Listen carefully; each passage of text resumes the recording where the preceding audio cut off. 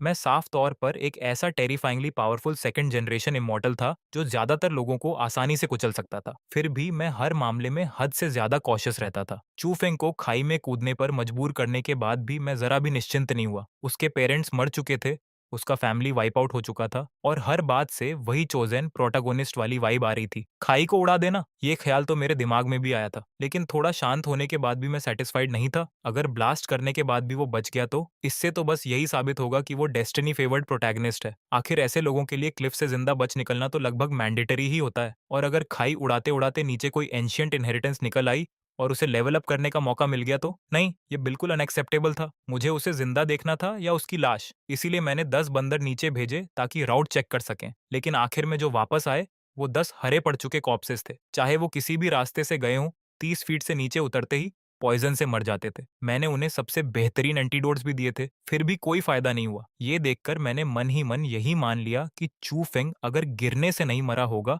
तो पॉइजन से जरूर मर जाएगा। लेकिन फिर भी एक प्रॉब्लम रह जाती थी, उसके पेरेंट्स मर चुके थे, मैं उसे यहाँ तक चेस करके लाया था और मेरे फुल असॉल्ट के बावजूद उसे खाई में कूदने का मौका मिल ही गया। ऐसी किस्मत किसी नॉवल के प्रोटैगनिस्ट जैसी ही लगती थी। अगर स्टोरी यूजुअल वे में चली तो नीचे उसे कोई इनक्रेडिबल अपॉर्चुनिटी मिल जाएगी और फिर वो रिवेंज लेने वापस लौटेगा। मैं ऐसा होने नहीं दे सकता था। थोड़ी देर सोचकर मैंने अपने ट्रस्टेड सबॉर्डिनेट को आदेश दिया, बाई चंशो को तुरंत बुलाओ और नीचे वाले पॉइजन का एंटीडोट बनवाओ। खाई के नीचे के सारे एग्जिट सील कर दो, अंदर जाने दो, बाहर नहीं निकलने देना। जो भी बाहर निकलने की कोशिश करे उसे मार डालो। ऊपर खाई के किनारे ट्रैप्स और पॉइजन भी बिछा दो। अगर चू फेंक किसी तरह जिंदा ऊपर चढ़ आया तो उसकी मौत यहीं तय कर दो। लेकिन इतने पर भी मुझे लगा कि अभी भी पर्याप्त नहीं है, इसलिए मैंने एमओइन की तरफ मुड़कर कहा, जांगफंग प्रिमिटिव फॉरेस्ट के सारे सिविलियंस को तियंडी सेलर में शिफ्ट कर दो। एक भी पीछे नहीं छूटना चाहिए। जो कोई जाने से मना करे उसे बेहोश करके उठा लाओ। बहस में समय मत बर्बाद करना, क्योंकि यूजुअल प्रोटैगनिस्ट स्क्रिप्ट में क्लिफ से गिरने के बाद हीरो को अक्सर कोई खूबसूरत वुमन बचा लेती है, फिर वो ठीक होता है, डिवाइन टेक्निक्स पाता है और ब्यूटी का दिल भी जीत लेता है। लेकिन जब तक मैं यहाँ हूँ चू फेंग को ऐसा हैप्पी एंडिंग नहीं मिलने वाला था। ये सोचकर मेरे होंठों पर एक ठंडी मुस्कान आ गई। मोइंग ने बिना एक शब्द पूछे आदेश एक्सेप्ट किया और व्यवस्था करने चला गया। उसे कभी नहीं पूछना पड़ता था कि क्यों, क्योंकि सवाल पूछने वालों को मैं बहुत पहले से वेस्टलैंड साफ करने भेज चुका था। एक क्वालिफाइड सबॉर्डिनेट को बस आदेश मानना आना चाहिए। तियानडी सेक्ट के हर आदमी को पता था कि मैं अपनी सावधानी के लिए मशहूर हूँ। मैं हमेशा पहले योजना बनाता था, फिर कदम उठाता था और हर फैसले पर 3 बार सोचता था। जो कोई ज्यादा सवाल पूछता, मुझे उस पर स्पाई होने का शक हो जाता और फिर उसे फ्रंटियर में भेज दिया जाता। इसी बार गोल्डन रेनबो सोर्ड सेक्ट पर हमला करने की तैयारी मैंने पूरे 1 साल की थी। उनके सेक्ट मास्टर ये कंगलान को तो ये भी समझ नहीं आया कि उसे कब पॉइजन कर दिया गया। जैसे ही उसने मुझे देखा, उसकी सारी कल्टीवेशन बिखर गई। एक शब्द बोलने से पहले ही मैंने उसे एक ही स्ट्राइक में काट गिराया। मजेदार बात यह थी कि जिस पॉइजन ने उसे मारा उसके बारे में उसे पॉइजन डालने वाले लोग भी नहीं जानते थे। हर सिंगल पॉइजन अलग से हार्मलेस था, लेकिन जब वो उसके बॉडी में 1 साल तक मिक्स होते रहे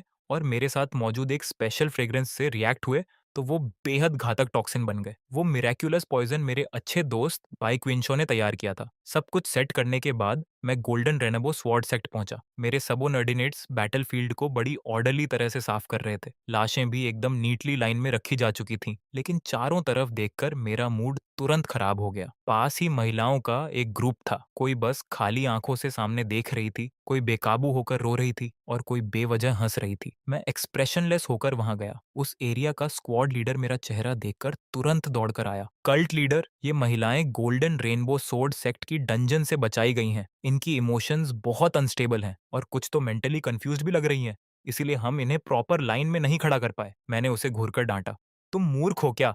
अगर ये शोर कर रही हैं तो इन्हें बेहोश कर दो। स्क्वाड लीडर ने हड़बड़ाकर सिर हिलाया।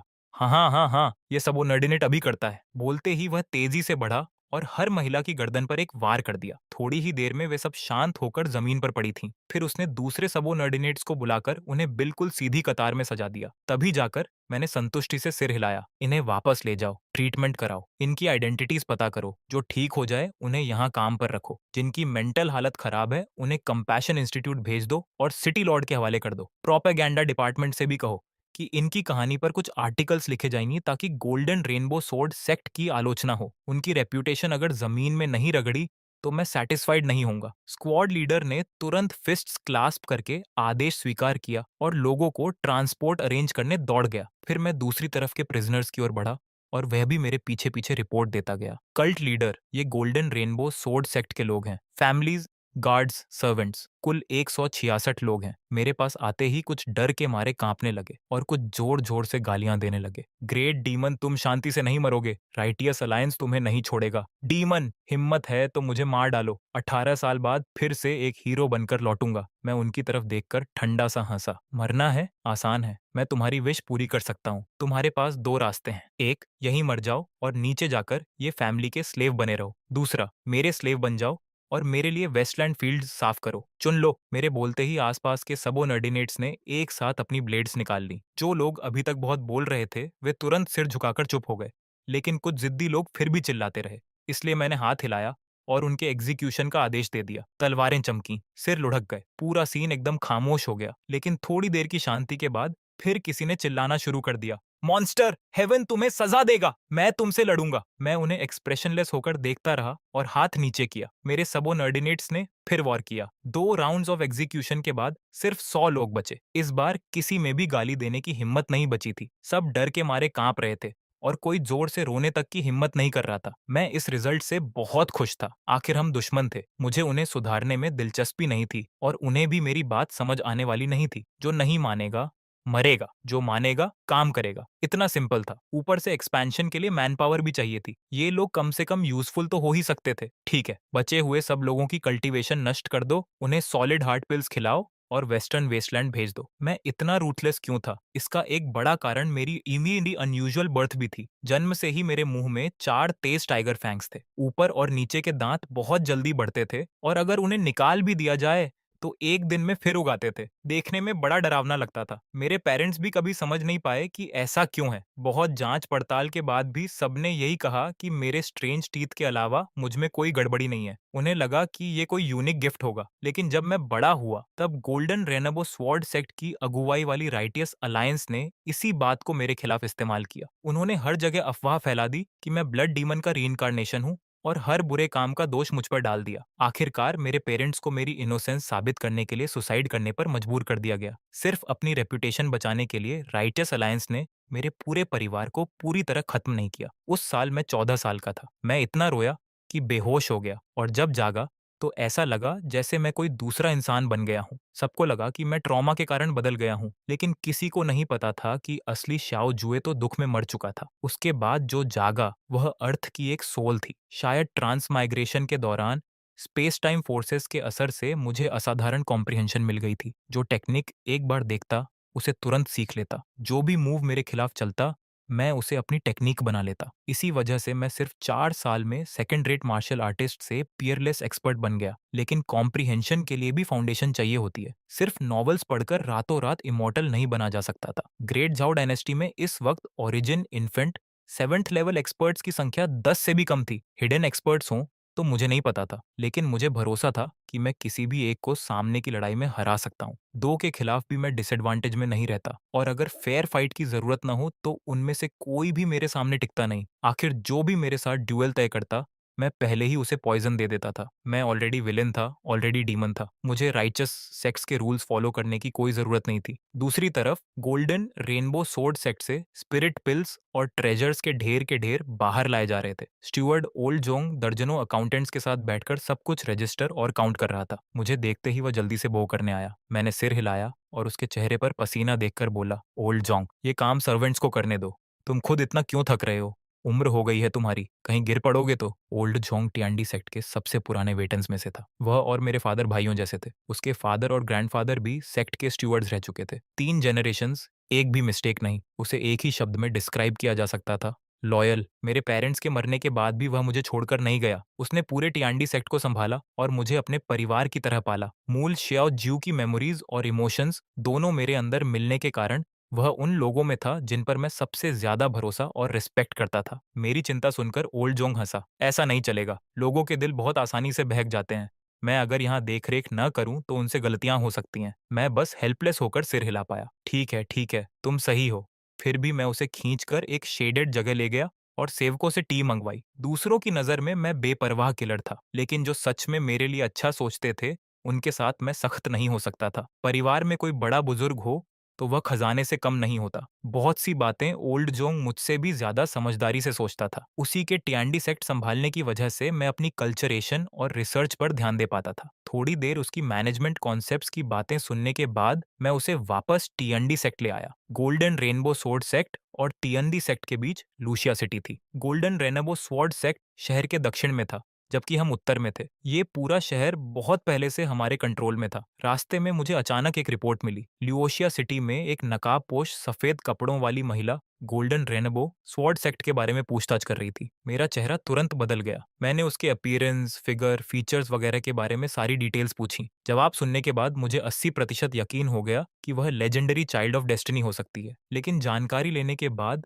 वह एकदम गायब हो गई थी, जैसे दुनिया से मिट ही गई हो। इससे मैं बहुत अनईजी हो गया। मैंने ओल्ड जोंग से विदा ली और डेथ क्लिफ की ओर दौड़ पड़ा। उस वक्त तक मेरे कहने के अनुसार ट्रैप्स और पॉइजन पहले ही बिछाए जा चुके थे। फिर भी मेरी भौहें तनी हुई थीं। मोइंग, मिस्टर बाई की कोई खबर आई? कल्ट लीडर को रिपोर्ट है। मिस्टर बाई कह रहे हैं कि डेथ क्लिफ के नीचे का पॉइजन बेहद यूनिक है। उसका मैचिंग एंटीडोट बनाने में 3 दिन लगेंगे। वह अभी मटेरियल्स कलेक्ट करने में लगे हैं। मैंने सिर हिलाया और बॉटमलेस अबिस की तरफ देखा। इन 3 दिनों में कोई ये गारंटी नहीं दे सकता था कि चू फेंग किसी और अपॉर्चुनिटी से नहीं बच निकलेगा। 20 एलिट डिसाइपल्स भेजो, उन्हें 4 ग्रुप्स में बांटो, हर ग्रुप में 5 लोग हों। 4 अलग-अलग डायरेक्शन से डेथ क्लिफ के आसपास पेट्रोल करो। कुछ भी अनयूजुअल हो तुरंत रिपोर्ट करना। खास तौर पर ध्यान रखना कि कहीं सफेद कपड़ों वाली कोई वुमन तो नहीं। जी, ये सबॉर्डिनेट अभी व्यवस्था करता है। मो यिंग के जाने ही वाला था कि मैंने फिर उसे रोक लिया। रुको, उन्हें लेटेस्ट सोल चेसिंग पाउडर भी दे दो। अगर कोई संदिग्ध मिले तो पहले पॉइजन करो, फिर सवाल पूछो। और उन्हें बता दो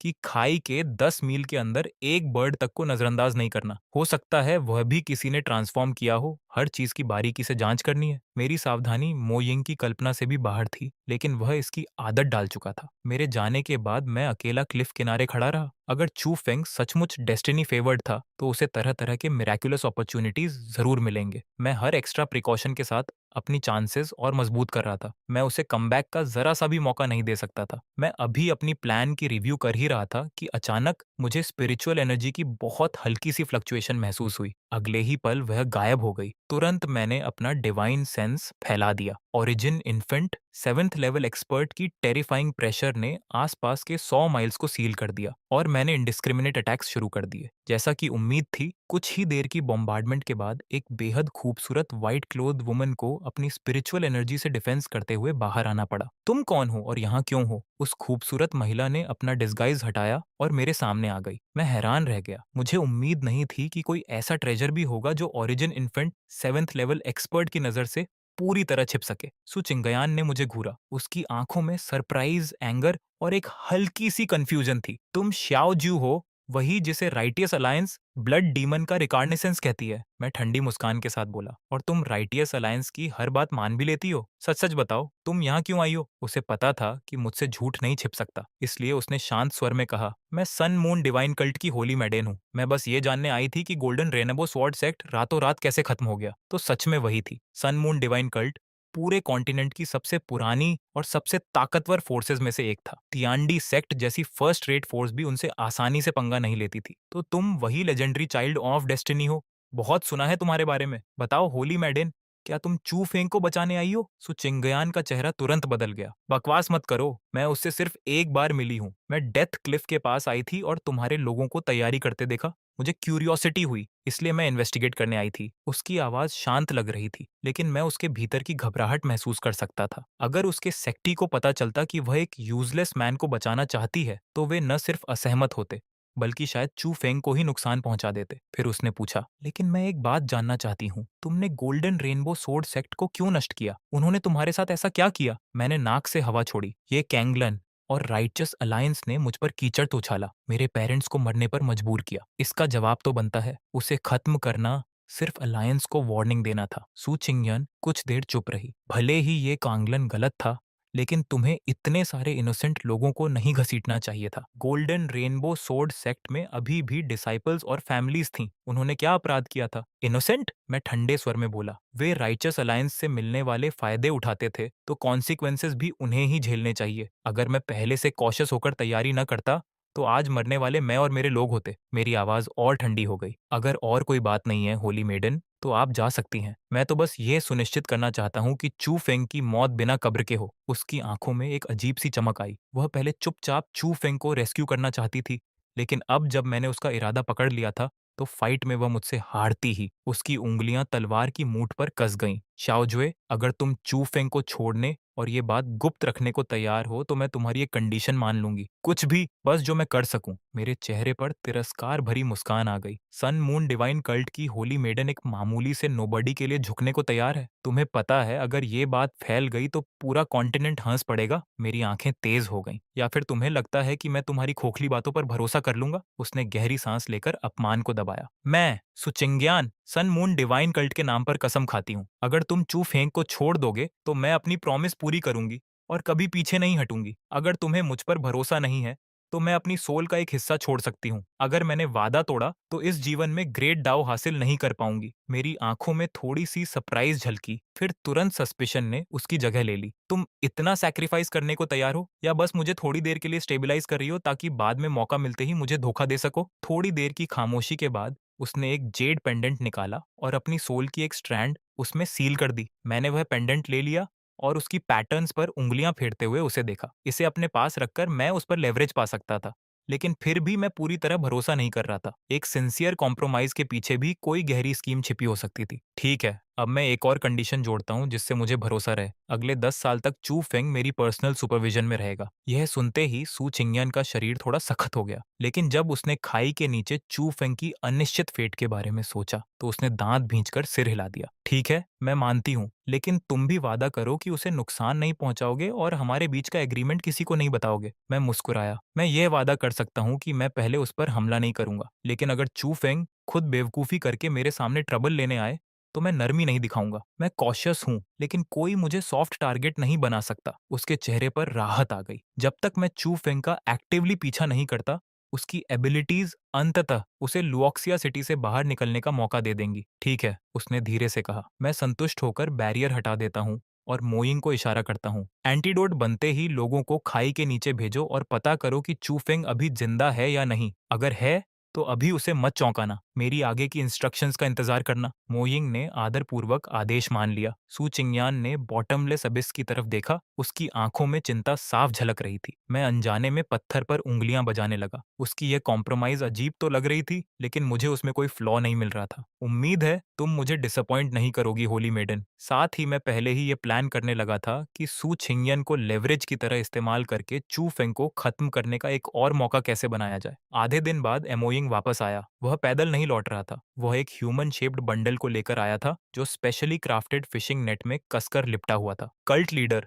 हमने उसे ऊपर निकाल लिया। मोइंग ने वह बंडल जमीन पर फेंका और एक्सप्रेशनलेस होकर रिपोर्ट किया। इस बच्चे की लक अनबिलीवेबल है। नीचे का पॉइजनस मायाज़मा तो पत्थर तक घोल देता है, फिर भी उसे सिर्फ आधे फुट चौड़ी एक दरार मिल गई और वह उसी में फंस गया। वह पॉइजन पिट में गिरा ही नहीं और मोइंग रुका। उसकी आंखों में एक अजीब सा भाव आ गया। जब ये सबोर्डिनेट उसे ढूंढ रहा था, उसके शरीर के चारों तरफ हल्की सी हरी रोशनी की परत तैर रही थी जो आसपास फैले जहरीले धुएं का ज्यादातर असर रोक रही थी। लेकिन ये सुनकर मैं जरा भी हैरान नहीं हुआ। उल्टा मेरे होंठों पर एक ठंडी मुस्कान आ गई। जैसा मैंने सोचा था, बिल्कुल वैसा ही। जो प्रोटैगोनिस्ट खाई से गिरकर बच जाता है, उसे कोई ना कोई हेवन डिफाइंग अपॉर्चुनिटी तो मिलती ही है। अगर वो इतनी आसानी से गिरकर या जहर से मर जाता तो फिर उसे चाइल्ड ऑन ऑफ डेस्टिनी कौन कहता। दूसरी तरफ सु चिंग्यान की नजर जमीन पर पड़े बेहोश चुफेंग पर गई। उसकी फटी हुई नीली पोशाक और बदहाल हालत देखकर उसकी आंखों में दया की एक झलक उभरी। वो आगे बढ़कर उसकी हालत देखने ही वाली थी कि मैंने अचानक तलवार आगे बढ़ाकर उसका रास्ता रोक दिया।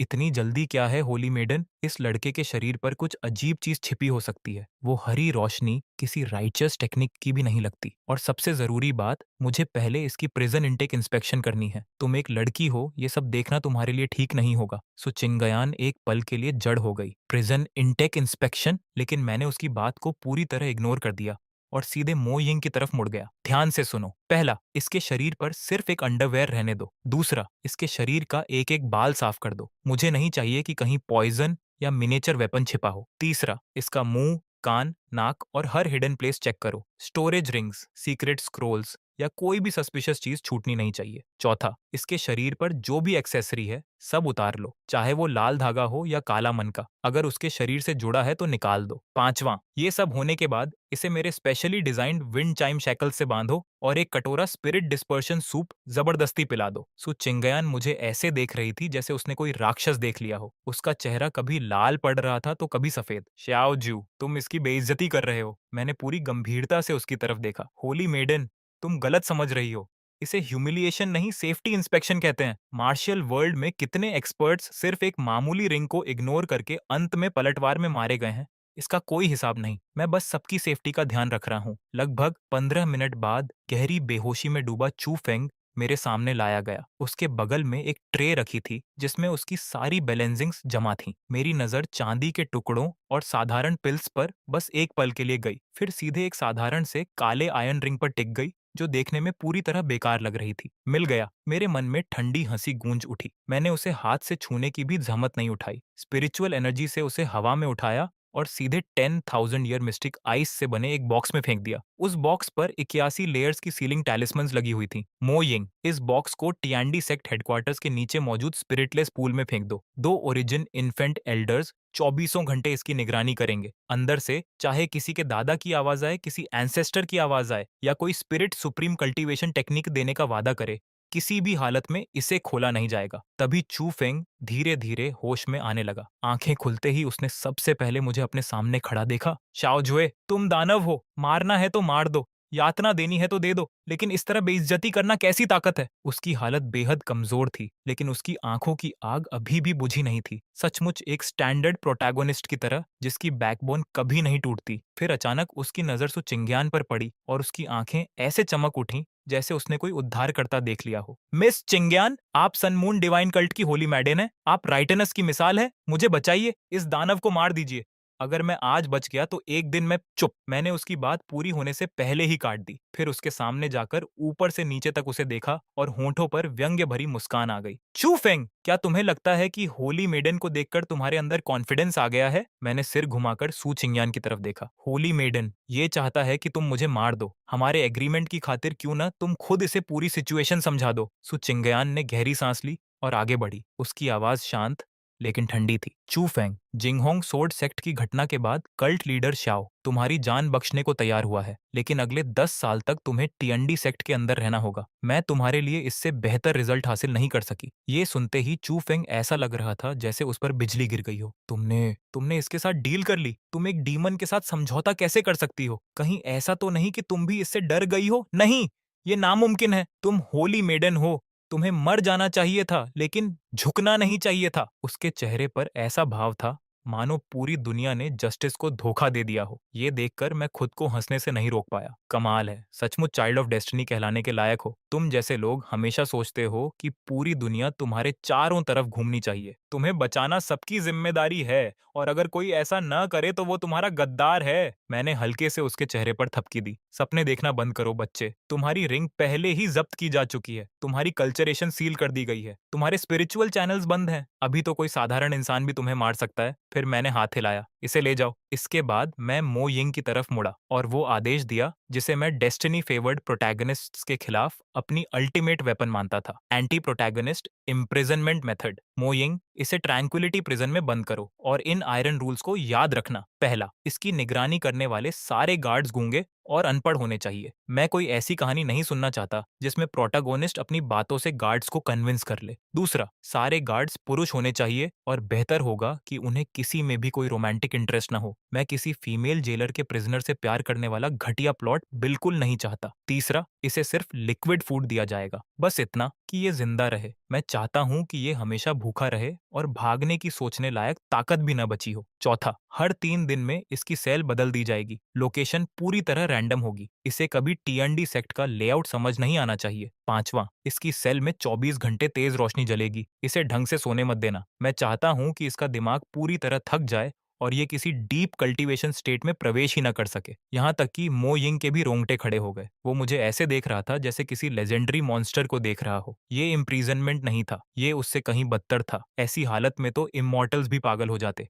इसे ले जाओ। जैसे ही चू फेंग को घसीट कर ले जाया गया, उसकी गुस्से भरी आवाज धीरे धीरे दूर होती चली गई। सू चिंगयान वहीं खड़ी मेरी सारी तैयारियां देख रही थी। उसके दिल में धीरे धीरे ठंडक उतरती जा रही थी। उसने अपनी पूरी जिंदगी में कभी इतना कॉशियस, इतना कैलकुलेटिंग और ह्यूमन नेचर को इतनी गहराई से समझने वाला विलेन नहीं देखा था। पहली बार उसे लगा कि 10 साल के लिए हॉस्टेज बनने का फैसला शायद किसी अथाह खाई में कदम रखने जैसा था। क्या हुआ होली मेडन?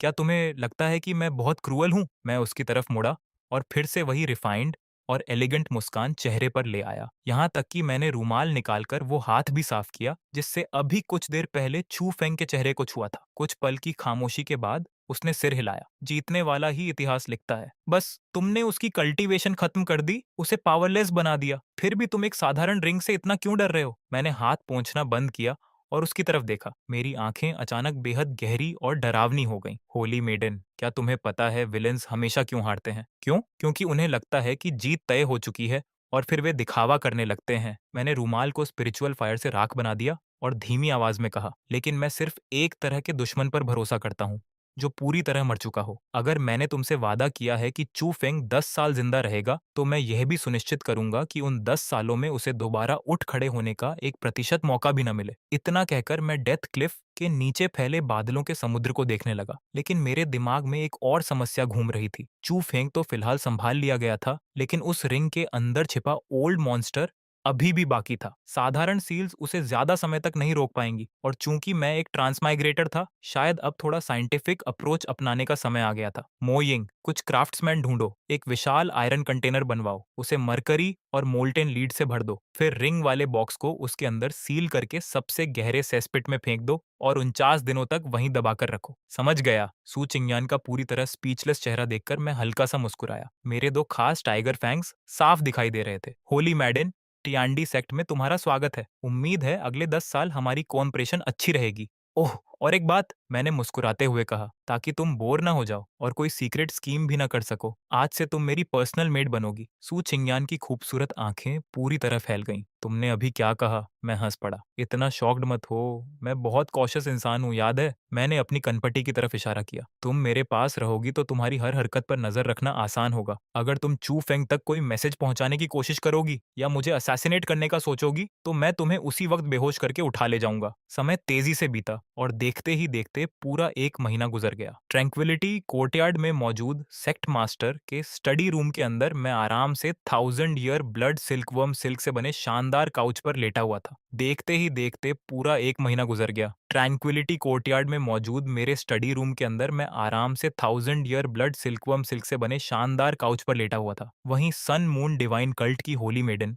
सू छिंगयान, जो पिछले 1 महीने से चुपचाप अपनी चोटों से रिकवर कर रही थी, इस समय मेरे बगल में खड़ी थी। उसके हाथ में एक ताजा स्पिरिट फ्रूट था, लेकिन उसके चेहरे का भाव ऐसा लग रहा था मानो उसे हर सेकंड यातना दी जा रही हो। दांत भींचते हुए उसने कहा, कल्ट लीडर, कृपया इसका आनंद लीजिए। इतना कहकर उसने फल मेरे मुंह की तरफ बढ़ा दिया, लेकिन मैंने मुंह खोलने की बजाय धीरे धीरे अपनी आंखें उठाईं और उस फल को ऐसे देखने लगा जैसे वो कोई बायोलॉजिकल वेपन हो। इसे छीलने से पहले क्या तुमने इसके 36 वाइटल पॉइंट्स पर पॉइजन टेस्टिंग सिल्वर नीडल लगाई थी? नाइफ को स्टेरिलाइज करने के लिए 15 मिनट तक उबाला था? और सबसे जरूरी, मैंने उसकी सफेद उंगलियों की तरफ इशारा किया, क्या तुमने अपने हाथ 3 बार धोए थे? सूचिंग यान ने गहरी सांस ली। उसके सीने का उतार चढ़ाव साफ बता रहा था कि वो अपने गुस्से को दबाने की पूरी कोशिश कर रही है। श्याओ जू, मैंने अपनी आंखों से मो यिंग को कुछ देर पहले ये फल पेड़ से तोड़ते देखा है। नाइफ तुम्हारी है, मैंने हाथ धोए हैं। अब तुम इसे खाओगे या नहीं? मैंने शांत भाव से सिर हिलाया। होली मेडन, यही तो तुम्हारी सबसे बड़ी गलती है। इंसान को हमेशा हिडन डेंजर से सावधान रहना चाहिए, खासकर तब जब उसके सामने एक ऐसी मेड खड़ी हो जो साफ साफ यहाँ रहना नहीं चाहती। क्या पता तुमने अपने नाखूनों के नीचे कलरलेस और ओडरलेस स्पिरिट डिस्पर्शन पाउडर छिपा रखा हो। फिर मैंने गंभीरता से फल की तरफ इशारा किया। पहले तुम इसे खाओ। ये सुनते ही सु चिंगयान का चेहरा गुस्से से लाल पड़ गया। उसने बिना एक शब्द बोले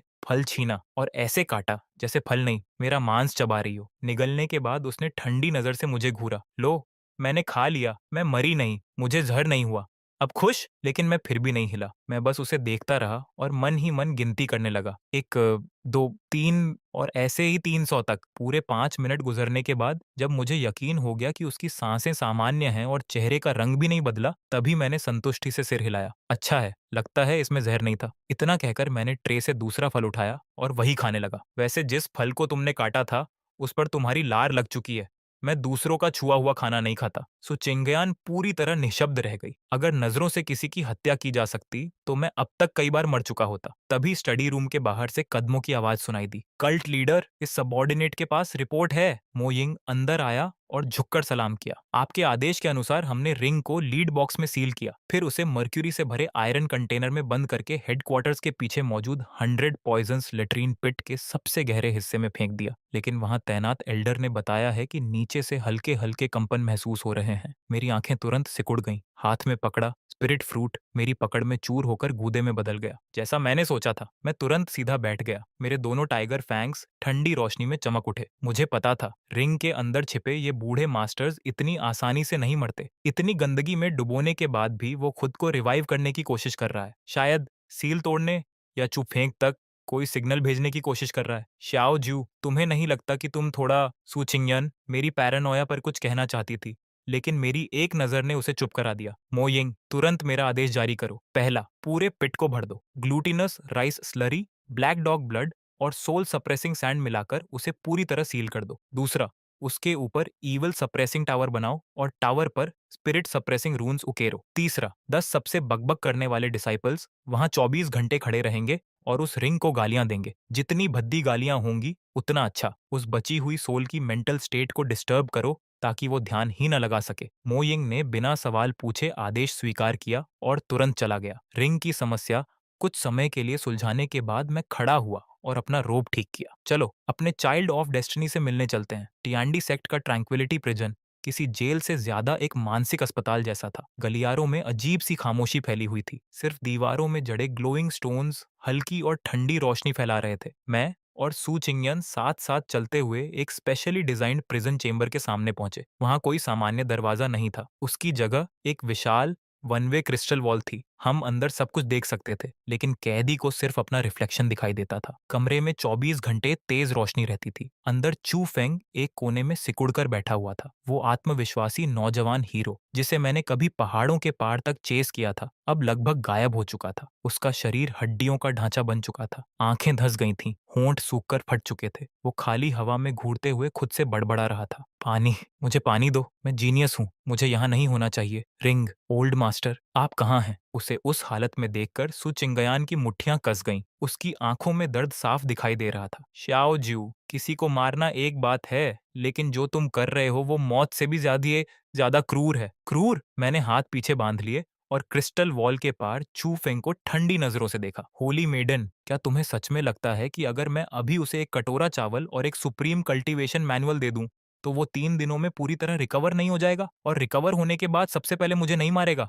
फिर तुम्हें अपने साथ लेकर हारेम में नहीं जोड़ देगा? बकवास। सू चिंगयान ने तुरंत विरोध किया। चू फेंग में कमियां हैं, लेकिन वो ऐसा इंसान नहीं है। मैं हल्का सा मुस्कुराया। सच में? तो चलो परख लेते हैं। मैंने पास खड़े ड्रैगन फंग गार्ड को इशारा किया। उसने तुरंत वॉल में बने एक छोटे फीडिंग हैच को खोला, लेकिन खाने की बजाय उसने अंदर एक पुरानी और फटी हुई मैनुअल फेंक दी। उसके कवर पर 4 बड़े अक्षर लिखे थे, सनफ्लावर स्क्रिप्चर। बेशक ये एक फेक वर्जन थी जिसे मैंने खुद तैयार करवाया था। अंदर चू फेंग ने आवाज सुनी और पागलों की तरह झपटकर मैनुअल उठा ली। जैसे ही उसने उसे हाथ में लिया, उसकी बुझी हुई आंखों में अचानक चमक लौट आई। वो एक ऐसे इंसान की नजर थी जो शक्ति के लिए पागल हो चुका था। कांपते हाथों से उसने पहला पन्ना खोला। वहां साफ लिखा था, इस टेक्निक को सीखने के लिए सबसे पहले स्वयं का बधियाकरण करना आवश्यक है। ये पढ़ते ही सु चिंगयान ने तुरंत नजरें फेर लीं। उसे पूरा यकीन था कि चुपहेंग गुस्से में किताब फाड़ देगा, लेकिन अगले ही पल कमरे में पागलों जैसी हंसी गूंज उठी। हा हा हा हा।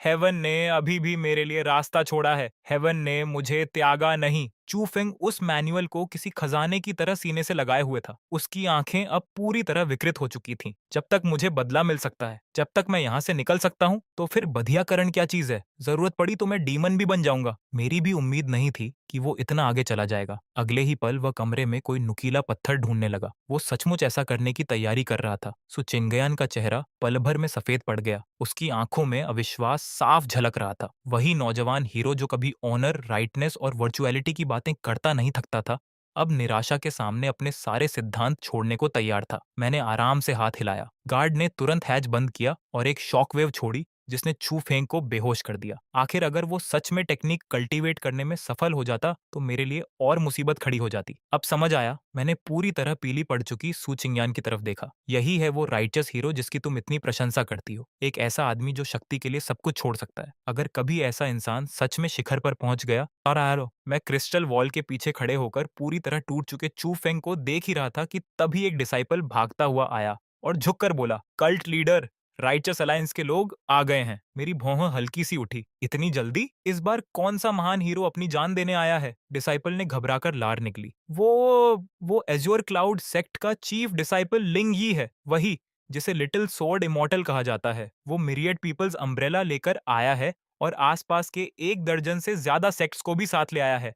इस समय वो तियंदी सेक्ट के गेट के बाहर खड़े होकर मांग कर रहे हैं कि आप सबको रिहा करें, अपनी कल्टीवेशन खुद नष्ट करें और राइचस अलायंस के पास जाकर सजा स्वीकार करें। जैसे ही सू चिंग्यान ने लिंगी का नाम सुना, उसने अचानक सिर उठा लिया। उसकी आंखों में एक जटिल भावना चमक उठी। लिंगी, चुफेंग का स्वर्ण ब्रदर। उसकी टैलेंट तो चुफेंग से भी ज्यादा थी और पिछली जनरेशन के जीनियस लिस्ट में वो पहले स्थान पर था। लेकिन ये खबर सुनकर मैं जरा भी घबराया नहीं। उल्टा मैंने अपनी ठुड्डी सहलाई और मेरे दोनों टाइगर फैंग्स दिखाई देने लगे। वाह!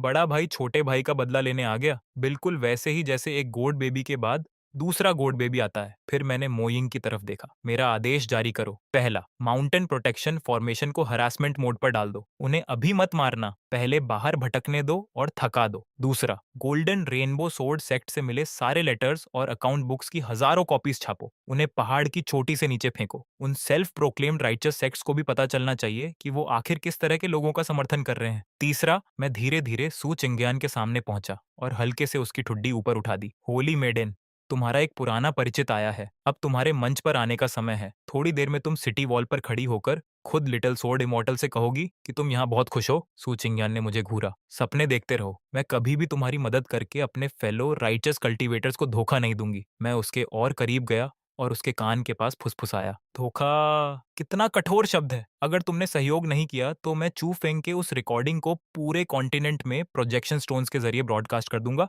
जिसमें वो खुद को कास्ट्रेट करने की तैयारी कर रहा था। फिर पूरी दुनिया उसका ग्लोरियस मोमेंट देखेगी। बताओ, उसके बाद तुम्हारे सीनियर ब्रदर लिंगी क्या अब भी उसके लिए जान जोखिम में डालेगा? सो चिंगयान का शरीर कांप उठा। उसने मुझे ऐसे देखा जैसे किसी असली दानव को देख रही हो। श्याओ ज्यू, तुम सच में नीच हो। मैंने बस अपना कॉलर ठीक किया और बाहर की ओर चल पड़ा। मेरी आवाज कॉरिडोर में गूंज उठी। तारीफ के लिए धन्यवाद। याद रखो, कल्टीवेशन वर्ल्ड में जिंदा रहने के लिए डेस्पिकेबल होना अक्सर सबसे बड़ा गुण होता है। कुछ ही देर बाद हम माउंटेन गेट पर पहुंच गए। वहां पहले से ही लोगों की भीड़ जमा थी। सबसे आगे एजर क्लाउड सेक्ट के सफेद रोब्स पहने एक युवा खड़ा था। उसके पैरों के नीचे एक नीली फ्लाइंग स्वॉर्ड तैर रही थी। उसके पीछे मायरियड पीपल्स अम्ब्रेला सुनहरी रोशनी छोड़ते हुए हवा में लटका था, जिससे वो किसी स्वर्ग से उतरे हुए राइचस सेवियर जैसा लग रहा था। उसके पीछे सैकड़ों तथाकथित राइचस हीरोज खड़े थे जो हथियार उठाकर गुस्से में चिल्ला रहे थे। श्याओ जू, बाहर निकल और मौत का सामना कर। लिंग यी की आवाज गरजते हुए आसमान में फैल गई और माउंटेन प्रोटेक्शन फॉर्मेशन तक हिल उठा। मैं सिटी वॉल के ऊपर खड़ा था, लेकिन तुरंत सामने नहीं आया। सबसे पहले मैंने अपने रोब्स के नीचे पहनी हुई 3 लेयर्स की high grade silk armour check की। फिर स्लीव्स के अंदर छिपे कंसील्ड नीडल लॉन्चर्स और इमरजेंसी एस्केप टैलिस्मेंस की जांच की। उसके बाद एक हाई लेवल एंटीडोट पिल निगल ली। सारी तैयारी पूरी होने के बाद ही मैं आराम से वॉल के पास गया। और हाँ, खुले में नहीं खड़ा हुआ। मैं एक स्पेशली क्राफ्टेड 3 फुट मोटी one way mistake gold blast shield के पीछे जाकर खड़ा हो गया। अरे, ये तो मशहूर लिटिल स्वॉर्ड इमॉर्टल निकले। मेरी आवाज एम्पलीफिकेशन फॉर्मेशन के जरिए चारों तरफ फैल गई। इतनी दूर से आए हो, क्या बात है? टियांडी सेक्ट ज्वाइन करना चाहते हो? हमें खेत जोतने के लिए लोगों की जरूरत है। हालांकि तुम्हारी नाजुक चमड़ी देखकर नहीं लगता कि तुम एक कुदाल भी उठा पाओगे। मुझे शील्ड के पीछे छिपा देखकर लिंगी की आंखों में तिरस्कार चमका। श्याओजू, हम एक ही जनरेशन के हैं, लेकिन तुम कछुए से भी ज्यादा कचेदे से भी ज्यादा कावर्ड निकले। समय बर्बाद करना बंद करो और तुरंत चू फेंक और होली मेडेंसू को रिहा करो, नहीं तो आज मैं टियांदी सेक्ट को मिट्टी में मिला दूंगा। मिट्टी में मिला दोगे? मैं हंस पड़ा। इन लोगों के झुंड और उस टूटी फूटी छतरी के भरोसे? लिंगी का चेहरा काला पड़ गया। ये मायरियड पीपल्स अम्ब्रेला है। इसमें उन असंख्य पीड़ितों की इच्छाएं हैं जिन्हें तुम्हारे अत्याचारों ने नुकसान पहुंचाया। राइटियस हमेशा लोगों का समर्थन पाते हैं, जबकि ईविल हमेशा अकेला होता है। बस बस बस, मैंने हाथ उठाकर उसकी बात बीच में ही काट दी। फिर बगल में खड़ी सु छिंगयान की तरफ देखा। होली मेडन, अब तुम्हारी बारी है। याद है ना मैंने क्या कहा था? अगर तुम्हारा परफॉर्मेंस मुझे पसंद नहीं आया तो आज रात पूरा कॉन्टिनेंट चू फेंग का हीरोइक सेल्फ कास्ट्रेशन देखेगा। सु चिंगयान का शरीर एकदम सख्त हो गया। उसकी आंखों में अपमान और संघर्ष साफ दिखाई दे रहा था। लेकिन जब उसे याद आया कि चू फेंग किस हालत में पहुंच चुका है और वो रिकॉर्डिंग पब्लिक होने पर क्या होगा, तो आखिरकार उसने गहरी सांस ली और आगे बढ़ गई। जैसे ही लिंग यी ने उसे देखा, उसकी आंखों में खुशी और स्नेह एक साथ फूट पड़े। चिंगयान! उसने जोर से पुकारा। डरो मत, मैं अभी तुम्हें बचाता हूं। क्या इस दानव ने तुम्हें पॉइजन दिया है? क्या इसने तुम्हारे ऊपर रिस्ट्रिक्शंस लगाई हैं? बस मुझे बताओ। नीचे खड़े राइटियस कल्टीवेटर भी तुरंत चिल्लाने लगे। होली मैडेन, चिंता मत कीजिए, जरूरत पड़ी तो जान देकर भी आपको बचाएंगे। लेकिन अगले ही पल सू छिंगयन के मुंह से निकले शब्दों ने पूरे बैटलफील्ड को खामोश कर दिया। सीनियर ब्रदर लिंग, आप सब लोग वापस चले जाइए। उसकी ठंडी आवाज पहाड़ों में गूंज गई। मैं तियांडी सेक्ट में अपनी इच्छा से रह रही हूँ। क्या? लिंग यी लगभग अपनी फ्लाइंग सोर्ड से गिर पड़ा। ऐसा लग रहा था मानो उस पर बिजली गिर गई हो। अपनी इच्छा से? चिंगयन, तुम क्या बकवास कर रही हो? इस दानव ने हजारों लोगों को मारा है, गोल्डन रेनबो सोर्ड सेक्ट को नष्ट कर दिया। तुम ऐसा कैसे कह सकती हो? सू छिंगयन ने आंखें बंद कर ली और दांत भींचते हुए पहले से तैयार एक्सप्लेनेशन सुनाने लगी। गोल्डन रेनबो सोर्ड सेक्ट वैसा नहीं था जैसा तुम सोचते हो। ये फैमिली गुप्त रूप से ईविल कल्टीवेटर्स के साथ मिलकर काम कर रही थी और फीमेल कल्टीवेटर्स के खिलाफ अनगिनत अपराध कर चुकी थी। कल्ट लीडर शाओ अंधाधुंध हत्या करने वाला व्यक्ति नहीं है। मैं यहाँ सच की जांच करने के लिए रुकी हूँ। संक्षेप में कहूँ तो मैं बिल्कुल ठीक हूँ। कल्ट लीडर शाओ ने हमेशा मेरे साथ सम्मान का व्यवहार किया है। उसकी बात को और कन्विंसिंग बनाने के लिए मैंने बिल्कुल सहजता से हाथ बढ़ाया और उसके कान के पास गिरी एक बालों की लट को पीछे कर दिया। मेरी हरकत इतनी स्वाभाविक थी जैसे हम कोई पुराने परिचित हों। सो चिंगयान का पूरा शरीर सख्त हो गया, लेकिन उसने हटने की हिम्मत नहीं की। दुर्भाग्य से लिंग यी के लिए वो एक छोटा सा स्पर्श तलवार से भी ज्यादा घातक साबित हुआ। जिस महिला को वो पसंद करता था, उसे उसके सबसे बड़े दुश्मन ने छू लिया था। साई ये ओ जुए! लिंग यी का सारा संयम टूट गया। मैं तुम्हें मार डालूंगा। उसकी स्पिरिचुअल एनर्जी विस्फोट की तरह बाहर निकली। उसके पैरों के नीचे की फ्लाइंग स्वॉर्ड एक विशाल नीले ड्रैगन में बदल गई जो दर्जनों मीटर लंबा था। वो पहाड़ तोड़ देने वाली शक्ति के साथ माउंटेन फॉर्मेशन की तरफ झपटा। टूट जाओ! मैंने जीभ चटकाई और सिर हिलाया। कितना अधीर है! आजकल के युवा सच में खुद को कंट्रोल नहीं कर पाते। खैर, चूंकि हमला उसने पहले किया है तो सेल्फ डिफेंस तो जायज होगा, है ना? फिर मैंने उंगलियां चटकाई। मो Ying, immortal slaying Gatling formation activate करो। जब वो खुद को लिटिल स्वॉर्ड इमॉर्टल कहता है तो उसे ओवरवेलमिंग फायर पावर का मतलब भी समझा दो। जैसा आदेश। मो यिंग की आवाज गूंजते ही टियांदी सेक्ट की दीवारों पर बने सैकड़ों हिडन कंपार्टमेंट्स खुल गए, लेकिन उनमें से बोज या मैजिकल आर्टिफैक्ट्स नहीं निकले। उनकी जगह 10,000 ईयर मिस्टिक आयरन से बने मोटे काले ट्यूब्स बाहर आए। हवा में एक विशाल स्पिरिचुअल चार्जिंग साउंड गूंज उठा। अगले ही पल पूरा आसमान आग से भर गया। ये साधारण प्रोजेक्टाइल्स नहीं थे। हर मेटल डार्ट पर एक्सप्लोजिव टैलिस्मेंस और आर्मर ब्रेकिंग टैलिस्मेंस लगे हुए थे, जिन्हें मैंने पिछले 1 महीने में खुद बनाया था। सबसे खतरनाक बात यह थी कि हर प्रोजेक्टाइल पर बाइचेंशो का नया पॉइजन भी लगा हुआ था। देखते ही देखते अनगिनत एक्सप्लोजन्स एक लगातार चलने वाले तूफान में बदल गए। लिंग ही का विशाल नीला ड्रैगन मेटल स्टॉर्म से टकराते ही बिखर गया। ये कैसी वेपन है? उसका चेहरा पूरी तरह बदल गया। वो अपनी स्वॉर्ड घुमाकर पागलों की तरह बचाव करने लगा, लेकिन प्रोजेक्टाइल्स की संख्या इतनी ज्यादा थी कि बचना नामुमकिन था। हजारों लाखों डार्ट्स लगातार बरस रहे थे। वो अपनी जनरेशन का सबसे बड़ा जीनियस था। उसके पास प्रोटेक्टिव ट्रेजर्स भी थे, लेकिन फिर भी वो उस पागल बम्बार्डमेंट के नीचे सिर्फ 10 सेकंड टिक पाया। एक जबरदस्त एक्सप्लोजन ने उसका प्रोटेक्टिव आर्टिफैक्ट तोड़ दिया। अगले ही पल सैकड़ों प्रोजेक्टाइल्स भूखे शार्कों की तरह उसकी तरफ टूट पड़े। आसमान में एक दर्दनाक चीख गूंजी और लिंग ही कटी हुई पतंग की तरह नीचे गिर पड़ा। उसका शरीर जमीन से टकराया, कपड़े लगभग चिथड़ों में बदल चुके थे और पूरे शरीर से धुआं निकल रहा था। बस काफी है, मैंने हाथ हिलाकर फॉर्मेशन बंद करवा दी। आखिर एम्यूनिशन भी कोई मुफ्त में नहीं आती थी। फिर नीचे पड़े लिंग ही को देखा, जो इस समय सड़क पर पड़े किसी मरे हुए कुत्ते जैसा लग रहा था। मैंने मुस्कुराते हुए सुचिंगयान की तरफ देखा। देखा, तुम्हारे सीनियर ब्रदर लिंग इतने भी महान नहीं निकले। मेरे रैंड अटैक्स का एक राउंड भी नहीं झेल पाए और चले थे लोगों को बचाने। सुचिंग्यान ने नीचे पड़े लिंग यी को देखा। उसकी आंखों में दया की हल्की झलक उभरी, लेकिन साथ ही उसने राहत की सांस भी ली, क्योंकि उसके दिल की गहराई में वो जानती थी, अगर लिंग यी सचमुच फॉर्मेशन तोड़कर अंदर घुसने में सफल हो जाता तो शायद उसके सामने इंतजार कर रही चीज मौत से भी कहीं ज्यादा भयानक होती। लो जी, फिर वही कहानी। लिंग यी को निपटाने के बाद भी मैं अपनी सतर्कता जरा भी कम करने को तैयार नहीं था। मैंने बेहोश पड़े उस जीनियस की तरफ इशारा किया और ठंडी आवाज में आदेश दिया, इसके पास जो भी है सबकी तलाशी लो, चाहे चीज कितनी भी मामूली क्यों न लगे। कुछ भी छूटना नहीं चाहिए। ज्यादा देर नहीं लगी, लिंग यी को घसीटकर डंजियन में डाल दिया गया, जबकि मो यिंग एक ट्रे लेकर मेरे सामने आया। उस ट्रे पर एक टूटी हुई तलवार और एक साधारण सा लकड़ी का टोकन रखा हुआ था। Culture leader. इसके पास कोई रिंग नहीं मिली, सिर्फ यही वुडन टोकन गले में लटका हुआ था। हमने हर तरीका आजमाया, लेकिन इसकी डोरी नहीं टूटी। आखिर स्पिरिचुअल एनर्जी से काटना पड़ा। मैंने टोकन उठाया और जैसे ही उसे छुआ, मुझे कुछ अजीब महसूस हुआ। वो हल्का गर्म था और उसकी सतह पर एक प्राचीन प्रतीक उकेरा हुआ था। मैंने डिवाइन सेंस से उसकी जांच की, लेकिन मेरी स्पिरिचुअल परसेप्शन उसके अंदर ऐसे समा गई जैसे समुद्र में पत्थर गिर जाए। मेरा चेहरा तुरंत बदल गया। बिना एक पल गनवाए मैंने टोकन को उसी हेविली सील बॉक्स में फेंक दिया। मुझे पता था, इन जीनियसेस के पास हमेशा कोई ना कोई चीट होता है। रिंग नहीं तो टोकन, टोकन नहीं तो टैटू। लिंगी के पीछे शायद चू फेंक की रिंग वाले बूढ़े से भी ज्यादा खतरनाक चीज छिपी है। कोई अपर रेल्म एक्सपर्ट या एंशियंट इनहेरिटेंस। मैं तुरंत ऊंची आवाज में बोला, मोयेंग, इस टोकन को अलग तरीके से संभालो। इसे सेस्पिट में मत फेंकना। कहीं किसी अपर रेल्म मॉन्स्टर को नाराज कर दिया तो मुसीबत हो जाएगी।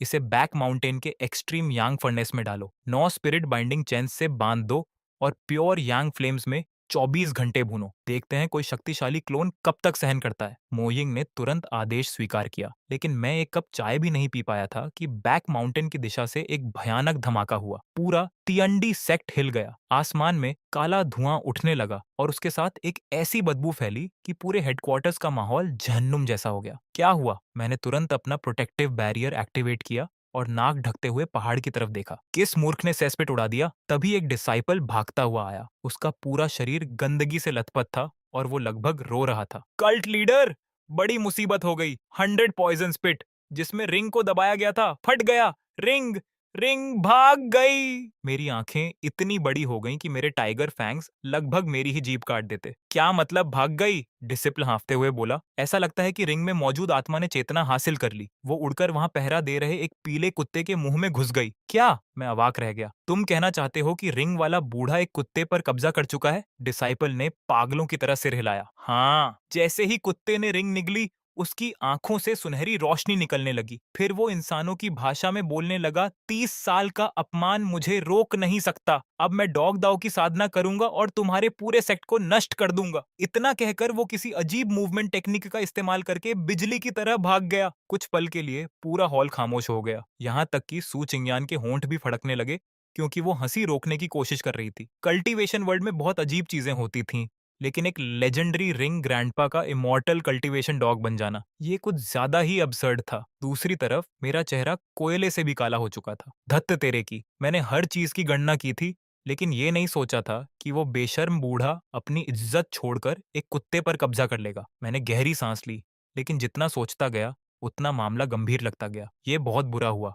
एक इंटेलिजेंट डॉग जिसके पास कल्टीवेशन नॉलेज हो और जो मुझसे खून का बदला लेना चाहता हो, वो चू फेंग से भी ज्यादा खतरनाक है। मेरी आंखों में भयानक सतर्कता चमक उठी। तुरंत आदेश जारी करो। लेवल 1 वॉर रेडीनेस एक्टिवेट करो। 500 मील के दायरे में डॉग हंटिंग डिक्री लागू किया जाता है। हर कुत्ते को पकड़ कर लाओ। नर, मादा, काला, सफेद, जंगली, पालतू, मुझे फर्क नहीं पड़ता, सबको लाओ। खासकर वो कुत्ते जो जरूरत से ज्यादा समझदार दिखते हों या 2 पैरों पर चलने की कोशिश करते हों। गलत कुत्ता पकड़ लेना बेहतर है, लेकिन असली को छोड़ना नहीं। लेकिन मैं अभी खत्म नहीं हुआ था। और बाय चंशो को भी सूचना भेजो। एंटीडोट रिसर्च बंद करो। अभी से एंटी रेबीज मेडिसिन और स्पेशल डॉग किलिंग पॉइजन पर काम शुरू करे। उस कुत्ते को समझना होगा कि मेरे इलाके में कुत्तों को भी मेरे नियम मानने पड़ते हैं। आखिरकार सु चिंगयान खुद को रोक नहीं पाई। श्याओ जू, क्या तुम्हें नहीं लगता कि तुम थोड़ा ओवर रिएक्ट कर रहे हो? वो सिर्फ एक कुत्ता है। मैं तुरंत उसकी तरफ मुड़ा और सीधा उसकी आंखों में देखा। होली मेडन, तुम्हें समझ नहीं आ रहा। साधारण कुत्ते डरावने नहीं होते। पढ़े लिखे बदमाश कुत्ते डरावने होते हैं। एक कल्टीवेशन डॉग कहीं भी घुस सकता है,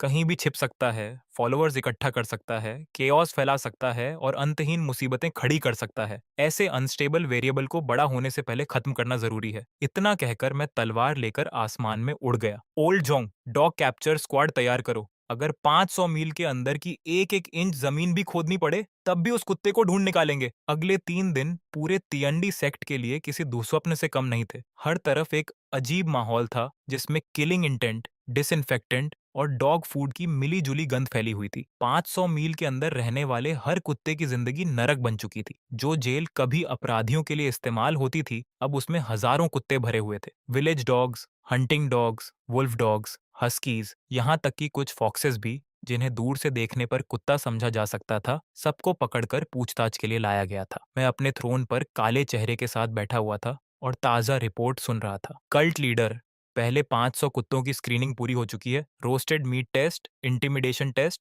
और कई दूसरे परीक्षण किए गए। उनकी प्रतिक्रियाएं सिर्फ लार टपकाना, भौंकना और लोगों को काटने की कोशिश करना थी। कोई एबनॉर्मेलिटी नहीं मिली। डॉग ऑनत्यान उनमें नहीं है। मो यिंग की आंखें थकान से लाल हो चुकी थीं। मैंने थ्रोन के आर्मरेस्ट पर उंगलियां धीरे धीरे थपथपाईं और गहरी सोच में डूब गया। रिंग वाला बूढ़ा सचमुच बहुत चालाक निकला। कुत्ते पर कब्जा करने के बाद उसने खुद को पूरी तरह छिपा लिया था। जितना ज्यादा मैं इस बारे में सोचता, उतना ही बेचैन हो जाता, क्योंकि कोई साधारण कुत्ता होता तो अब तक अपनी पहचान जरूर खोल देता, लेकिन ये वाला अब तक पूरी तरह गायब था। इसका मतलब सिर्फ एक ही था, रिंग के अंदर छिपा वो बूढ़ा मेरी कल्पना से भी ज्यादा धैर्यवान, ज्यादा खतरनाक और ज्यादा सावधान था। और यही एहसास मेरे दिल की बेचैनी को और बढ़ा रहा था। जब डॉग हंट पूरी तरह बेकार साबित होती दिख रही थी और मुझे लगने लगा था कि वो बूढ़ा कुत्ता सचमुच गायब हो चुका है, तभी एक नई रिपोर्ट आ गई। कल्ट लीडर, माउंटेन विलेज में कुछ अजीब हुआ है। गांव वालों का कहना है कि विडो वांग का बूढ़ा पीला कुत्ता, जो आमतौर पर पूरे दिन सोता रहता था, कल अचानक पागल हो गया। पहले उसने चिकन कूप में घुसकर सारे मुर्गों को मार डाला,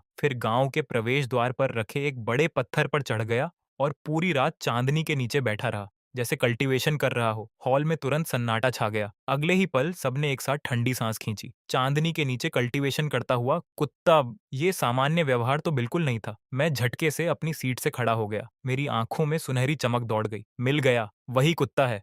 मुर्गों को मारना साफ तौर पर यांग एनर्जी एब्जॉर्ब करने के लिए था और चांद के नीचे बैठना ये नेसेंस इकट्ठा करने के लिए। आज तरीके की था। उस बूढ़े मॉन्स्टर ने अपने नए शरीर के साथ मेरी उम्मीद से कहीं तेजी से तालमेल बिठा लिया है। मैंने तुरंत एमोइंग की तरफ इशारा किया। सबको इकट्ठा करो, इमॉर्टल बाइंडिंग रोप्स लाओ, डीमन सप्रेशन टावर भी साथ लो, और बाय केंशो की लेटेस्ट क्रिएशन मत भूलना, सुपर अल्टीमेट इररेसिस्टिबली डिलीशियस मीट बंस। इस बार सब खत्म कर देंगे, अब कोई गलती नहीं होगी। उसी रात विडो वांग के घर के बाहर वो बूढ़ा पीला कुत्ता चक्की के पत्थर पर पद्मासन मारकर बैठा हुआ था। उसके आगे के पंजे किसी अजीब कल्टीवेशन जेस्चर में जुड़े हुए थे और उसकी आंखों में ऐसी प्राचीन नफरत थी जो किसी साधारण जानवर में नहीं हो सकती थी। मन ही मन वो गालियां दे रहा था। धत्त तेरे की श्याओजू, उस हरामखोर ने इस वेनेरेबल डैन सोवेरेन को ऐसी हालत में पहुंचा दिया। कभी मैं अपर रेल्म्स का सुप्रीम एक्सपर्ट था और आज एक कुत्ते के शरीर में कल्टीवेशन कर रहा हूं। अगर मैंने बदला नहीं लिया तो मैं खुद को कुत्ता कहलाने के लायक भी नहीं समझूंगा। तभी अचानक उसकी नाक फड़की।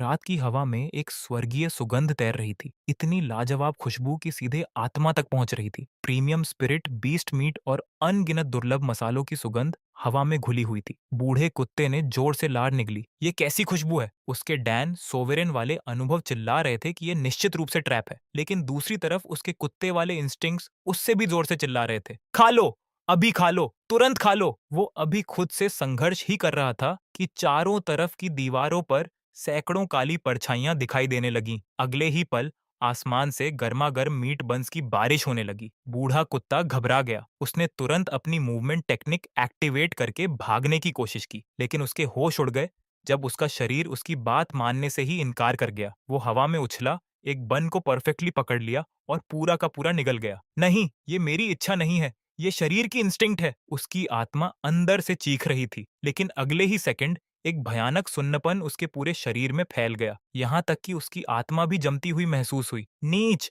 बेशर्म, तुमने बंस में जहर मिला दिया। यही उसका आखिरी विचार था। अगले ही पल वो पत्थर पर धड़ाम से गिर पड़ा, जीभ बाहर लटक गई और आंखें उलट गईं। चलो, मेरे आदेश के साथ ही मैं और मो यिंग आसमान से नीचे उतरे। कुछ ही सेकंड में उस कुत्ते को 9 भारी चेन्स से बांध दिया गया। चेन्स पर अनगिनत रून्स खुदे हुए थे, यहाँ तक कि उसके मुंह पर मजल भी लगा दिया गया। अब वो पूरा का पूरा मम्मी जैसा दिख रहा था। मैं नीचे बेहोश पड़े कुत्ते को देखकर मुस्कुराया। एंशिएंट मास्टर, हाँ? रिंग ग्रैंडपा, हाँ? मुझे मात देने चले थे? अब तक तो समझ जाना चाहिए था कि इस दुनिया में ऐसी कोई समस्या नहीं है जिसे मीट बन से हल न किया जा सके। और अगर एक बन काफी ना हो तो 2 बन इस्तेमाल कर लो। यहाँ तक कि वो चिंगयान भी हैरान रह गई। तुमने सच में उसे पकड़ लिया? उसे अभी तक यकीन नहीं हो रहा था कि कल्टीवेशन वर्ल्ड को हिला देने वाली एक एंशिएंट सोल की हार झरीले मीट बन से हो सकती है। बिल्कुल, मैंने हाथ झाड़े। इसे वापस ले चलो, चू फेंग और लिंग यी वाली जेल में डालो। अब रियूनियन का समय आ गया है। कुछ देर बाद तियंदी सेक्ट की सबसे गहरी डंजन के अंदर तीनों कैदी आखिरकार एक ही सेल में मिले। जैसे ही चूफेंग और लिंग यी ने उस पीले कुत्ते को अंदर फेंका हुआ देखा, दोनों कुछ सेकंड तक खाली नजरों से उसे देखते रहे। ये क्या है? कमजोर आवाज में चूफेंग बोला। डिनर? लेकिन कोई कुछ समझ पाता उससे पहले ही कुत्ता जाग गया। जैसे ही उसने चूफेंग को देखा, उसकी आंखों में उत्साह के आंसू भर आए। उसके दिमाग में चीख गूंज रही थी, चूफेंग मैं हूं, तुम्हारी रिंग का मास्टर। ये बेवकूफी भरा मजल उतारो, मैं हमें यहाँ से निकाल सकता हूँ। लेकिन उसके मुंह से जो निकला वो था भौं भौं भौं भौं। चूफेंग ने भौहें सिकोड़ ली। ये कुत्ता इतना शोर क्यों कर रहा है? लिंगी भी चिढ़ गया। शायद पागल कुत्ता है। शाओजुए सच में सबको जानवर समझता है। रिंग ग्रैंडपा लगभग पागल हो गया। उसने जमीन पर पंजों से सिंबल्स बनाकर संदेश देने की कोशिश की, लेकिन दुर्भाग्य से मैंने ये संभावना पहले ही सोच रखी थी। ऑब्जर्वेशन विंडो के पास लगे एक बटन को दबाते ही फ्लोर में हल्का इलेक्ट्रिक फील्ड एक्टिवेट हो गया। कुत्ता तुरंत कांपने लगा और पागलों की तरह उछल कूद करने लगा। एक अक्षर तक पूरा नहीं लिख पाया। दिलचस्प। मैं क्रिस्टल विंडो के पीछे खड़ा मुस्कुराया। लगता है हमारे कैनाइन फ्रेंड में हिडन डांसिंग टैलेंट भी है। फिर मैंने एम्पलीफिकेशन अरे एक्टिवेट कर दी। Good evening everyone. चूंकि आज एक भावुक रियूनियन हो रहा है, मैंने तुम्हारे लिए एक छोटा सा गेम तैयार किया है। सेल के बीचों बीच जमीन से एक प्लेटफॉर्म ऊपर उठने लगा। उसके ऊपर सिर्फ एक पिल रखी हुई थी। ये एकमात्र एंटीडोट है। ये मेरे पॉइजन को पूरी तरह खत्म नहीं करेगी, लेकिन कुछ समय के लिए सफरिंग कम कर देगी। तुम तीनों को 7 डे गट रेंडिंग पॉइजन दिया गया है। इलाज न मिलने पर दर्द हर दिन बढ़ता जाएगा और हर 7 दिन में सिर्फ एक एंटीडोट मिलेगी। जिसे पिल मिलेगी वो आराम से रहेगा, बाकी लोग पीड़ा सहेंगे। ये साइकोलॉजिकल ट्रैप मैंने अपनी पिछली अर्थ वाली जिंदगी से सीखा था। अगर दुश्मन को शारीरिक रूप से नष्ट न किया जा सके तो मानसिक रूप से तोड़ा जा सकता है। सेल के अंदर का माहौल तुरंत बदल गया। चूफेंग की आंखें उस पिल पर टिक गईं। पिछले दिनों की यातना उसे पहले ही उसकी सीमा तक पहुंचा चुकी थी। लिंग ये अभी भी कुछ हद तक समझदार था, लेकिन सर्वाइवल इंस्टिंक्ट को वो भी पूरी तरह इग्नोर नहीं कर सकता था। और जहां तक कुत्ते की बात थी, उसे एंटीडोट की जरूरत नहीं थी, लेकिन उसे पता था कि अगर बाकी दोनों लड़ने लगे तो कोलेटरल डैमेज सबसे पहले उसी को होगा। चूफेंग, इसके जाल में मत फंसो, ये ट्रैप है, लिंगी चिल्लाया। सीनियर ब्रदर, लेकिन ये दर्द। चूफेंग लड़खड़ाते हुए प्लेटफॉर्म की तरफ बढ़ा। उसकी आंखें हर सेकंड और अंधेरी होती जा रही थीं। बूढ़ा कुत्ता पागलों की तरह भौंकने लगा। भौं भौं भौं। लेकिन अगले ही पल चूफेंग अचानक झपटा और सीधे लिंगी के घावों पर मुक्का जड़ दिया। दोनों तुरंत एक दूसरे से लड़ने लगे। कुत्ता जान बचाने के लिए गोल गोल भागने लगा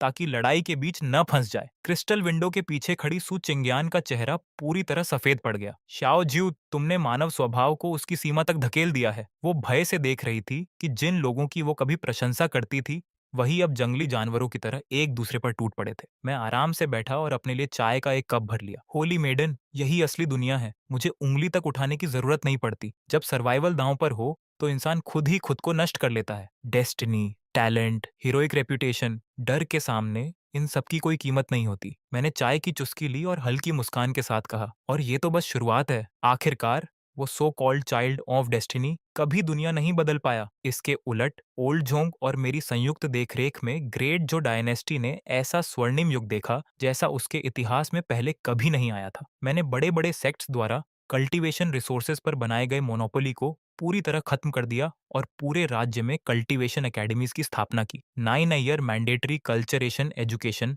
लागू की गई। अब किसी की किस्मत उसके जन्म से तय नहीं होती थी। चाहे कोई अमीर हो या गरीब, नोबल हो या कॉमनर, जब तक उसके अंदर टैलेंट था, उसे कल्टीवेशन सीखने का पूरा अधिकार मिलता था। मैंने laws of heaven and earth भी लागू किए, जिनके तहत कल्टीवेटर्स को साधारण लोगों की मनमानी हत्या करने से सख्ती से रोका गया। जो भी कानून तोड़ता, उसे बिना किसी अपवाद के दंड मिलता। मेरी कार्यशैली अब भी कठोर थी और मेरी सावधानी भी पहले जैसी ही थी। लेकिन धीरे धीरे लोगों को एक अजीब सच समझ आने लगा। जिस ग्रेट डीमन से वे कभी डरते थे, उसके शासन में उनकी जिंदगी उन मुस्कुराते हुए हाइपोक्रिट्स से कहीं बेहतर थी, जो कभी खुद को राइटियसनेस का प्रतीक बताते थे। 10 साल पलक झपकते ही बीत गए। तियांदी सेक्ट की सबसे ऊंची चोटी पर खड़ा मैं उन विशाल भूभागों को देख रहा था, जो अब पूरी तरह मेरे नियंत्रण में आ चुके थे। नीचे फैले पर्वत, नदियां, नगर और अनगिनत जीवन अब एक नए युग का हिस्सा बन चुके थे। तभी मेरे पीछे हल्के कदमों की आहट सुनाई दी। सुचिंगयान धीरे धीरे चलकर मेरे पास आ खड़ी हुई। पिछले 10 वर्षों में वह टियांडी सेक्ट की प्रसिद्ध वाइस कल्ट लीडर बन चुकी थी, जिसका सम्मान पूरे संसार में किया जाता था। कुछ देर तक वह चुपचाप खड़ी रही, फिर धीमी आवाज में बोली, 10 साल का समझौता खत्म हो चुका है। हमारे वादे के अनुसार अब मैं जा सकती हूँ। मैंने उसकी तरफ देखा।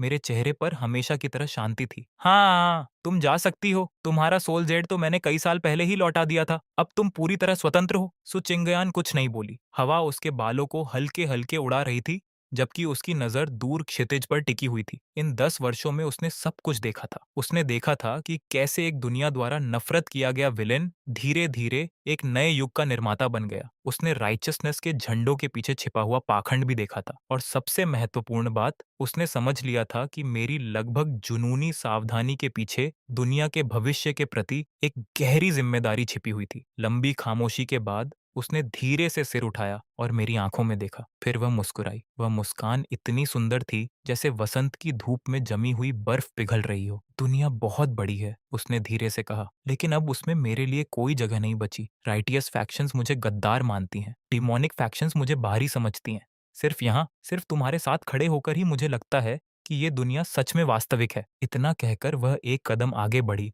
और मेरे बिल्कुल पास आकर खड़ी हो गई। हम दोनों साथ खड़े होकर क्षितिज के उस पार फैले बादलों के अनंत सागर को देखने लगे। कल्ट लीडर श्याओ, उसने हल्की मुस्कान के साथ कहा, तियांडी सेक्ट को अभी बहुत आगे बढ़ना है, कल्टीवेशन एकेडमीज को और फैलाना है, और तुम्हारा असेंशन प्रोजेक्ट तो अभी शुरू ही हुआ है। क्या तुम सच में ये सब अकेले संभाल सकते हो? इस बार मैं सचमुच चौंक गया, शायद बहुत वर्षों बाद पहली बार। फिर धीरे धीरे मेरे चेहरे पर एक मुस्कान उभर आई, एक सच्ची मुस्कान। सच कहूं तो शायद नहीं, मैंने हल्की हंसी के साथ कहा, तुम जानती हो मैं कितना सावधान हूँ। अगर मेरे साथ कोई ऐसा न हो जिस पर मैं पूरी तरह भरोसा कर सकूं, तो मुझे चैन की नींद तक नहीं आती। सुचिंगयान भी हंस पड़ी। उसकी हंसी में वो गर्माहट थी जो मैंने पहले कभी नहीं सुनी थी। तो फिर मुझे देखते रहने दो। उसकी आवाज बेहद कोमल थी। आखिर एक दिन ऐसा भी आ सकता है जब तुम गलती से आसमान में ही छेद कर दो। तब कोई तो होना चाहिए जो तुम पर नजर रख सके। पहाड़ की चोटी पर तेज हवा गूंजने लगी। हमारे पैरों के नीचे बादल किसी